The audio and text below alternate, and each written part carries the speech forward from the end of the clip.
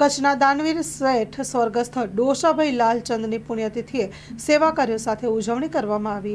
ભુજ કચ્છમાં કન્યા કેળવણી ક્ષેત્રે મહત્વનું પ્રદાન કરનારા દાનવીર શેઠ સ્વર્ગસ્થ ડોસાભાઈ લાલચંદની પુણ્યતિથિ હોતા ભુજ શહેરની સત્યમ સંસ્થા અને તાનારીરી મહિલા મંડળના ઉપક્રમે વિવિધ સેવા કાર્યો સાથે વંદના કરવામાં આવી હતી। સ્ટોરી રિપોર્ટ બાય દર્શન મહેતા, ભુજ। જૈન સમાજના અગ્રણી શ્રી ડોસાભાઈ લાલચંદની 70મી પુણ્યતિથિ નિમિત્તે એમની પ્રતિમાને હારારોપણ કરવામાં આવ્યા।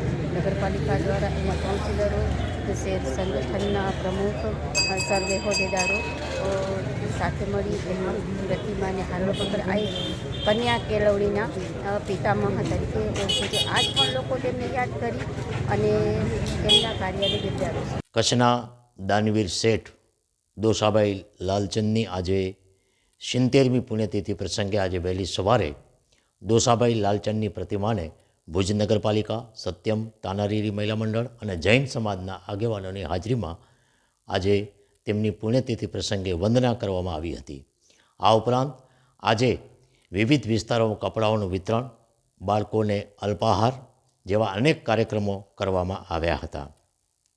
આ કાર્યક્રમ માટે અમને ભુજ નગરપાલિકાના કાઉન્સિલર ધીરેનભાઈ લાલન તરફથી સહયોગ મળ્યો હતો। આ ઉપરાંત કપડાઓના વિતરણ માટે લોકસેવા સાર્વજનિક ટ્રસ્ટના હેમેન્દ્રભાઈ જણસારી દ્વારા સહયોગ મળ્યો હતો। આ રીતે આજે કચ્છના દાનવીર શેઠ ડોસાભાઈ લાલચંદની 70મી પુણ્યતિથિએ વંદના સાથે વિવિધ સેવા કાર્યો કરવામાં આવ્યા હતા। આજરોજ પૂજ્ય ડોસાભાઈ લાલચંદની પુણ્યતિથિ નિમિત્તે અહીં એમને શ્રદ્ધાસુમન અર્પણ કરવા માટે અમે એકત્ર થયેલા છીએ। વર્ષો પહેલાં કે આઝાદીથી પહેલાં એમની જે દ્રષ્ટિ હતી કેળવણી પ્રત્યે અને ખાસ કરીને કન્યા કેળવણી પ્રત્યે, સમાજ માટે તો એ અનન્ય યોગદાન આપી જ ગયા છે, સમસ્ત જૈન સમાજ માટે। પણ ઘણાને ખ્યાલ નહીં હોય કે આપણે ત્યાં આવેલી ઇન્દિરાબાઈ ગર્લ્સ હાઈસ્કૂલ એમના માતૃશ્રીના નામ પરથી છે।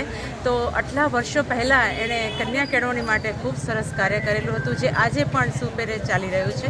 તો એ માટે ખરેખર એ વંદનીય છે અને અત્યારેથી અમે સૌ નગરપાલિકા અને સમસ્ત જૈન સમાજ વતી એમને શ્રદ્ધાસુમન અર્પણ કરીએ છીએ। Thank you.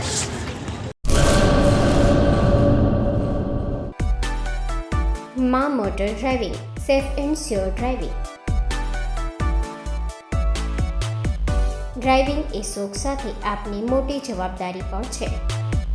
અમારા ઇન્સ્ટ્રક્ટર દ્વારા સચોટ અને સરળ માર્ગદર્શન આપની રોજની તાલીમની માહિતી મેળવીને શું અધુરાશ છે એના ઉપર પૂરું ફોકસ કરાય છે।